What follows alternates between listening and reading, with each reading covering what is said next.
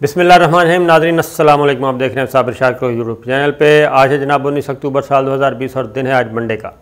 आज आपसे मैं गुफ्तगू का सिलसिला वहीं से शुरू करूंगा जहां से मैंने पिछली वीडियो में छोड़ा था। मालूम हमारा ये सफ़र, ये ताज़ा तरीन जो ख़बरें मैं आपसे शेयर करने लगा हूँ, ये जनाब गुजरांवाला में एक मफरूर, एक मुजरिम, एक सज़ा याफ्ता शख्स ने तकरीर करके उन्होंने अफ़वाज पाकिस्तान को और उसकी मिलिट्री क़यादत को ललकारा और एक हिजान पैदा हो गया। और ऐसा हुआ कि पता नहीं क्या सराइयाँ पैदा होना शुरू हो गई, पता नहीं बस अब ये आज गए, ये कल गए। जनरल कमर जावेद बाजवा बस जाने वाले हैं, जनरल फैज़ हमीद भी जाने वाले हैं। अब ये सब कुछ सिस्टम समेट दिया जाएगा? नहीं। मैंने आपको हक़ाइक़ पे मबनी गुफ्तगू की, सनसनी खेज़ी के बग़ैर की और सब्र व तहम्मुल से आपको बताने की कोशिश की। बाज़ औक़ात आपको ये चीज़ें अच्छी भी नहीं लगती, आप बोर भी होते हैं कि आप क्यों इतना ठंडा ठंडा बोलते हैं। तो जनाब ठंडा ठंडा बोलने में ही आफ़ियत है, क्योंकि हक़ाइक़ आप तक पहुँचने चाहिए, ख़बर आप तक पहुँचनी चाहिए। बंद कमरे के इजलासों में जो कुछ हुआ, GHQ में जो कुछ हुआ और जो कुछ वज़ीर-ए-आज़म इमरान ख़ान की सदारत में होने वाले इजलासों में किया गया, फ़ैसले ले लिए गए थे, फ़ैसले ले लिए गए हैं। और रियासत पाकिस्तान इन चीज़ों को, जो कुछ हुआ, इनको नहीं छोड़ेगी, अनहर्ड नहीं छोड़ेगी। नोटिस लिया जा चुका है और कब और किस वक्त टीका लगाना है इसका इंतज़ार करें। फुल टीका लगेगा, फुल डोज़ होगी, फ़िक्र ना करें, क्योंकि पाकिस्तान इतना कमज़ोर नहीं है, रियासत पाकिस्तान इतनी कमज़ोर नहीं है कि जो एक मफरूर, मुजरिम और भिगोड़े और अदालत को मतलूब शख्स को के एक तकरीर पे ही हिल जाए। वहीं से सिलसिला शुरू करूंगा। मैं आपको बताया था, पिछली 2 वीडियो सुन लें। 18 अक्टूबर को मैंने कहा जी पता चल जाएगा। 18 अक्टूबर PDM का, पाकिस्तान पीपल्स पार्टी का जो कराची का जलसा है, उसमें अंदाज़ा हो जाएगा कि क्या होने वाला है और वो जो इनकलाबी शख्स हैं वो नज़र आएंगे या नहीं आएंगे, और पीपल्स पार्टी उनको मौका देगी या नहीं देगी। जरदारी ख़ानदान, भुट्टो ख़ानदान, शरीफ ख़ानदान को कितना मौका देगा, और नवाज़ शरीफ को क्या तकरीर का मौका दिया जाएगा, और क्या नवाज़ शरीफ तकरीर करेंगे दोबारा, और क्या वो दोबारा ललकारेंगे। ये थी मेरा एक बुनियादी सवाल था जो मैंने पिछली वीडियो में छोड़ा था, और जो मेरा अंदाज़ा था वो काफ़ी हद तक सही निकला। और वो अंदाज़ा ये था कि जनाब नवाज़ शरीफ साहब ने एक तकरीर की है। अब मैं आपको बता देता हूँ। तकरीर करने के बाद उन्होंने इसका फ़ीडबैक चेक किया है कि क्या कहीं से कोई इत्तला आई, क्या army chief general Qamar Javed Bajwa या जनरल फैज़ हमीद या उनके किसी बंदे ने रब्ता किया मरियम बीबी से कि आएँ जनाब, आके बैठ के बात करते हैं, या आप क्या कर रहे हैं, धमकियां दे रहे हैं हमें, ऐसा कुछ ना करें, हम लर्ज़ गए हैं। तो इसका इंतज़ार किया गया, उस तरफ से कोई जवाब नहीं था। बंद कमरों में जो इजलास में फ़ैसले हो चुके GHQ में वज़ीर-ए-आज़म की सदारत में, वो मैं आपको बता चुका हूँ कि इंतज़ार कीजिए। अभी इनका एक जलसा और बाकी है, और वो जलसा है कोयटा में 25 अक्टूबर को, आइंदा इतवार को। उसका इंतज़ार कीजिए जनाब। वो जलसा जैसे ही ख़त्म होगा, इस दौरान काफ़ी कुछ हो चुका होगा, और इस सारी जो कुछ भी ये तकरीर की गई, तकरीर नहीं बल्कि बगावत पे उकसाया गया आवाम को, और वो भी पाकिस्तान की फ़ौज के ख़िलाफ़, तो उसका जवाब देना पड़ेगा, उसका खमियाजा भुगतना पड़ेगा, कानून और आइन के अंदर रहते हुए, क्योंकि आइन और कानून में इतनी सख्त भी है, इतनी ताकत भी है, और उसमें इनकी पकड़ के लिए काफ़ी सामान मौजूद है। तो जनाब हुआ ये कि पीपल्स पार्टी, जरदारी ख़ानदान, भुट्टो ख़ानदान, जिनका जीना हराम किया हुआ था शरीफ ख़ानदान ने और अब तक किया हुआ है, तो उन्होंने ये फ़ैसला फरमाया। उन्होंने सोचा, पहले पीपल्स पार्टी की लीडरशिप का, पीपल्स पार्टी की लीडरशिप से मुराद है पार्लिमानी पार्टी, और जो ज़हन अजहान हैं बहुत, जिसमें एतज़ाज़ हसन जैसे नाम शामिल हैं, उन्होंने सोचा, उन्होंने अपना फ़ीडबैक दिया। उन्होंने बताया पीपल्स पार्टी की लीडरशिप को, बिलावल भुट्टो एंड आसिफ अली जरदारी तक ये बात कन्वे की गई कि जनाब शरीफ ख़ानदान का एजेंडा कुछ और है, और शरीफ ख़ानदान हमारा कंधा इस्तेमाल कर रहा है, इससे बचा जाए। शरीफ ख़ानदान मुल्क में मार्शल लॉ लगवाना चाहता है, इससे बचा जाए। शरीफ ख़ानदान मुल्क में बदअमनी और फसाद पैदा करवाना चाहता है, इससे बचा जाए। शरीफ ख़ानदान का कुछ नहीं बिगड़ना, बल्कि सिंध में हमारी हुकूमत चली जाएगी, और अगर बहुत ज़्यादा हुआ तो मुल्क में मार्शल लॉ लग जाएगा, और मुल्क में मार्शल लॉ लगने का फ़ायदा सिर्फ़ और सिर्फ शरीफ ख़ानदान को है और किसी को नहीं है, क्योंकि हुकूमतें जाएंगी पीपल्स पार्टी की, PTI की, और बलूचिस्तान में बलूचिस्तान अवामी पार्टी की, इन जमातों की, इनको नुकसान होगा। और शरीफ ख़ानदान तो पहले ही सज़ा याफ्ता हो चुका है, डिस्क्वालीफाई हो चुका है, नाअहल हो चुका है और मफरूर है, और मुजरिम है। अदालतों में उनकी अपीलें हैं, उनके फ़ैसले होने वाले हैं, उनसे बचना चाहते हैं पीपल्स पार्टी के।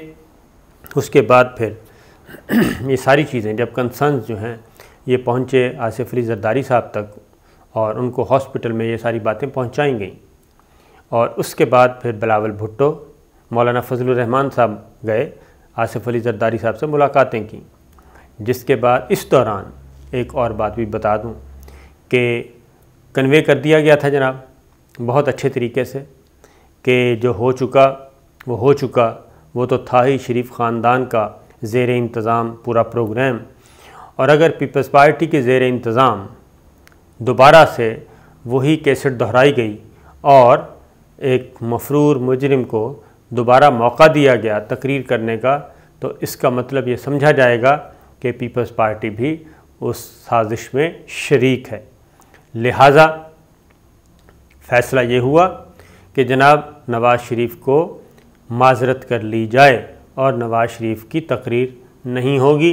पहले इंतज़ामात किए जा रहे थे, स्क्रीनें वक्रीनें लगाई जा रही थीं कल शाम तक, लेकिन आज सुबह ऐसा कोई बंदोबस्त वहाँ पे हमें नज़र नहीं आया।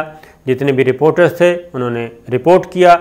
मुस्लिम लीग नवाज़ के लोगों को भी ज़ुबान जो है वो उनकी क्या कहना चाहिए लबकुशाई वो ना हो सकी, और बार बार उनसे पूछा गया लेकिन किसी ने कोई जवाब ना दिया। पीपल्स पार्टी ने भी खामोशी इख्तियार किए रखी। मौलाना फजलुर रहमान साहब, महमूद खान अचकज़ई साहब, अख्तर मेंगल साहब, इन्होंने बड़ी कोशिश की कि जनाब नवाज़ शरीफ की तकरीर हर सूरत में होनी चाहिए। मरियम बीबी ख़ुद तो नहीं आई इस मामले में आगे, वो इनडायरेक्ट मैसेजेस कन्वे करती रहीं।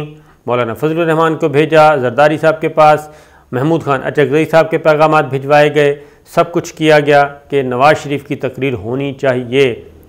लेकिन जरदारी साहब ने फ़ैसला फरमाया, भुट्टो साहब बिलावल भुट्टो ने फ़ैसला फरमाया कि नहीं, हम नवाज़ शरीफ के नैरेटिव से इत्तेफाक नहीं करते, हम नवाज़ शरीफ के एजेंडे से इत्तेफाक नहीं करते। लिहाजा हुआ ये कि जनाब मरियम बीबी होटल में इंतज़ार करती रहीं और इंतज़ार करती रहीं कि उनको बुलावा आता है बिलावल हाउस से, वहाँ पे इजलास होगा और वहाँ पे फ़ैसला किया जाएगा, नवाज़ शरीफ की तकरीर का मुतालबा उनका मंजूर कर लिया जाएगा। लेकिन बिलावल हाउस से कोई बुलावा ना आया, और वहाँ पे जो इजलास हुआ उसमें सिवाय मुस्लिम लीग नवाज़ के बाकी सब जमातें PDM की उसमें शरीक थीं, और उसी में ये फ़ैसला किया गया कि जनाब ये नहीं होगा। लिहाजा मरियम नवाज़ साहिबा बिलावल हाउस नहीं गईं और सीधा उन्होंने जलसा गाह जाने का फ़ैसला किया। अब अगली बात करते हैं, क्या पैगाम था? पैगाम यही था जनाब कि अगर तो आप लोग नवाज़ शरीफ के साथ हैं तो फिर ट्रीटमेंट भी वैसा ही होगा, और अगर अफवाज पाकिस्तान से टकराना चाहते हैं तो ठीक है, फिर टकरा के शौक़ पूरा कर लें। और दूसरा ये, और उसका गुस्सा जो है वो फिर देखा गया।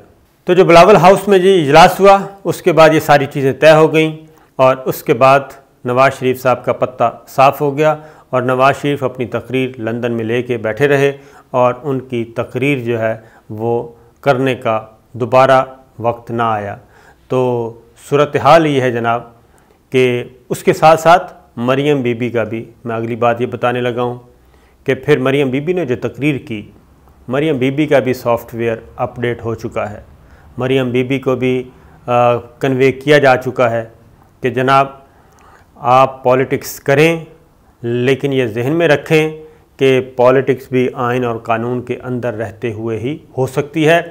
अगर आपने इस दफ़ा यानी कि 18 अक्टूबर को भी आपने रेड लाइन क्रॉस की, तो फिर आपके साथ वो कुछ होगा, आइन और कानून जिस तरीके से हरकत में आएगा वो अंदाज़ा हो जाएगा, उन तक ये मैसेज जा चुका था।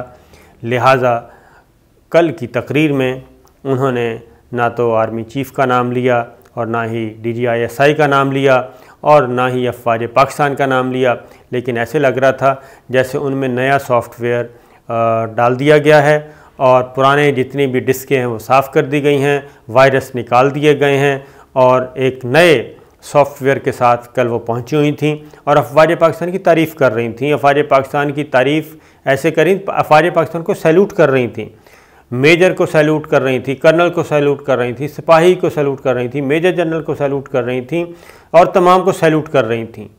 कल उन्होंने सैल्यूट किए हैं। दो चीज़ें उन्होंने की। ज़ाहिर है एक जो वो है खबासत तो ख़त्म नहीं हो सकती, खुब से बातन तो ख़त्म नहीं हो सकता, वो तो रहता है। उन्होंने एक कोशिश फिर भी की है कि अलग अलग करने की कोशिश की। अगेन वही बात कि जनाब दरारें डाली जाएं तो वो डाल नहीं सकें, लेकिन सॉफ्टवेयर अपडेट हो चुका है। नाजरीन, ये मैं अपने व्यूअर्स को बता रहा हूँ कि उनको जो कन्वे किया गया था कि रेड लाइन का मतलब रेड लाइन है, उसके बाद जब आप रेड लाइन क्रॉस करेंगी, अबूर करेंगी, तो फिर उसका जवाब मिलेगा और स्टेट भी देगी। मैं एक और ख़बर आपसे यहाँ शेयर कर लूँ कि इसका मतलब ये हरगिज़ नहीं है, ये जहन में रखना, इसका मतलब ये हरगिज़ नहीं है कि जो जराइम किए हैं उन जराइम को साफ़ किया जाएगा, नहीं, वो तो कार्रवाई होनी है, लेकिन 25 अक्टूबर के बाद होगी। उसकी रीज़न ये है कि अब इसमें कोई शक नहीं है कि ये जो नैरेटिव है, जो एजेंडा है, ये सबसे ज़्यादा इस एजेंडे को जो पसंद किया जा रहा है वो इंडिया में है। और इंडिया के जो अखबारात और उसके बाद फिर मगरबी अखबारात। इंडिया का ये जनाब अखबार है, वायर है, उसमें एक पूरा इस आर्टिकल दिया गया है, 16 सफ़े का आर्टिकल है, जो जनाब ये है कि नवाज़ शरीफ ने पाकिस्तानी फ़ौज की शहरग पे हाथ डाल दिया है। Nawaz Sharif has now gone for the Pakistan army's juggler. ठीक है जी, ये एक टाइटल है उसका।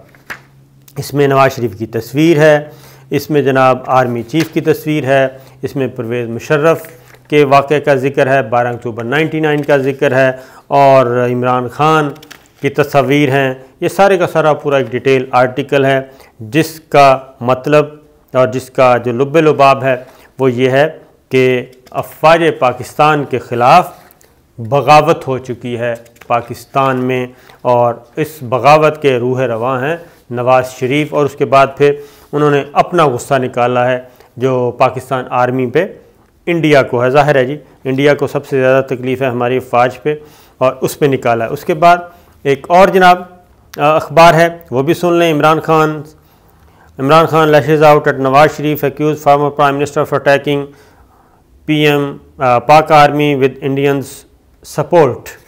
ये जनाब अगला है। उसके बाद हिंदुस्तान टाइम्स का भी वही है। हिंदुस्तान टाइम्स का ये है जनाब, नवाज़ शरीफ ने पाकिस्तान आर्मी चीफ़ पे इल्ज़ाम आयद कर दिया है कि उसने उसकी गवर्नमेंट का तख्ता उल्टा। ये जनाब फरमा रहे हैं सारा झूठ है, हालांकि क्योंकि तख्ता उलटना होता तो जनाब अब तक ये सारे इधर ही होते जो इलेक्शन हुआ था। उसके बाद द हिंदू वो भी यही कुछ फरमा रहा है और उसकी भी शह सुर्खियाँ, ख़बरें और तस्वीर टाइटल पेज पे यही स्टोरी है। और बड़ा खुश है कि अफ़वाज पाकिस्तान को नवाज़ शरीफ साहब जो हैं वो गालियाँ दे रहे हैं। और पाकिस्तान, उसके बाद एक और जी ख़बर है इंडिया टुडे की। इंडिया टुडे ने भी इसी ख़बर को उछाला है और इसी पे खुशी का इजहार फरमाया है कि पाकिस्तान आर्मी जो है अंडर फायर है उधर पाकिस्तान में। और नवाज़ शरीफ, उसके बाद द इंडियन एक्सप्रेस है, उसकी भी ये स्टोरी है। तमाम अखबारात ने नवाज़ शरीफ की जो तकरीर है और उसके बाद जो डेवलपमेंट्स, वो समझ रहे हैं कि बस अल्लाह माफ़ करे, नवाज़ शरीफ ने कह दिया, एक मफरूर, एक मजरूम, एक भगोड़े ने, और उसके बाद अफ़वाज पाकिस्तान बस ऐसे ही है जैसे वो BJP और RSS के कोई गुंडे होते हैं, वो आपस में ही शुरू हो जाएंगे। नहीं, ऐसा नहीं है जनाब हमारे यहाँ BJP और RSS की तरह, और ना ही हमारे यहाँ जैसे आपके यहाँ लड़ाई हो रही है आर्मी चीफ़ की और बिपिन रावत की और एयर चीफ़ की, चाइना से मार खाने के बाद, ऐसा हमारे यहाँ नहीं है। और ना ही हमने 27 फरवरी को हमारे यहाँ कोई ऐसा ट्रायल हुआ फ़ौजी अफसरों का, और किसी फ़ौजी अफसर को सैक नहीं किया गया बालाकोट के बाद, क्योंकि 27 फरवरी को जो हमने इंतकाम लिया आपसे वो आपको बहुत अच्छी तरह पता है। जबकि 27 फरवरी की मार के बाद इंडियन आर्मी, आप ख़ुद अच्छी तरह जानते हैं कि आप लोगों ने कितने अपने अफसरों को फारिग किया और कितना इल्ज़ाम आयद किया। और उसके बाद आपको ये भी पता कि कारगिल में आपने क्या किया था, उसमें कितने लोगों को आपने सैक किया था और ट्रायल किया था।